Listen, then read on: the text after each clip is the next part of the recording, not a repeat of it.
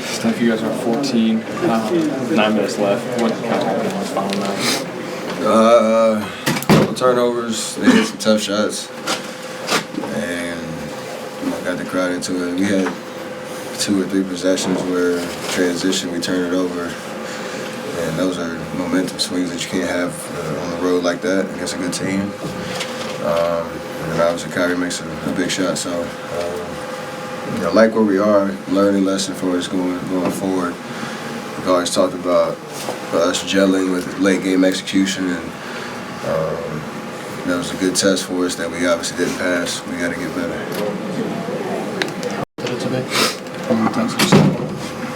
It was a great atmosphere. Nobody wanted to lose. It was a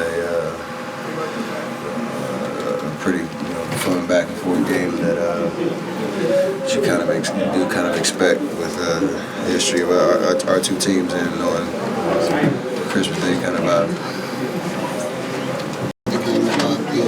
The challenge of adding a player like Kevin Durant and the adjustments that go on. What sort of things are you still working with him, you guys, in terms of fitting him in or him fitting to you?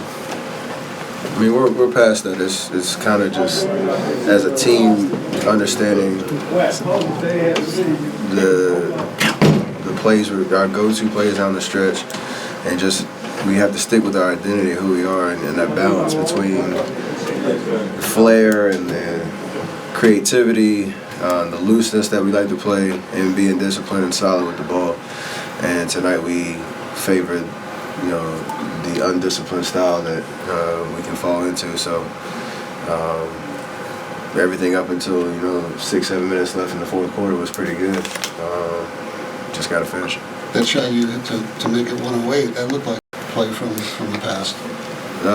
You get a stop and you run in transition, and Katie makes a good read, throw it to me on the corner, on the wing, and knock it down. And at that point, you feel like you got a pretty decent hold on the game, and then obviously we get another stop and just need to hold on to possession.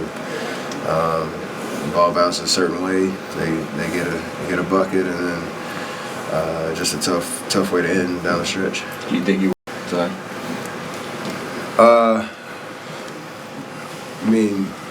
Yeah, but I got to do it a different way. Can't have.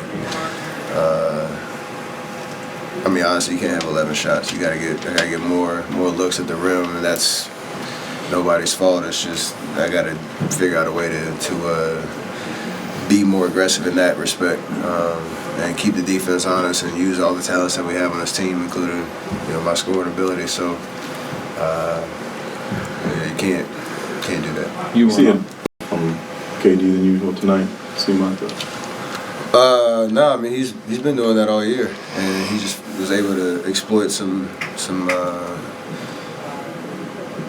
mismatches in their game plan that they allowed him to come off screens and knock down shots, and he stayed in that attack mode early and often. So we're gonna need that obviously a lot down the stretch of the season and in the playoffs, and we got to do the other things around that to get ourselves where we need to be. How would you describe you in play? And did you tell Kevin anything about, hey, this is what it's like? Or?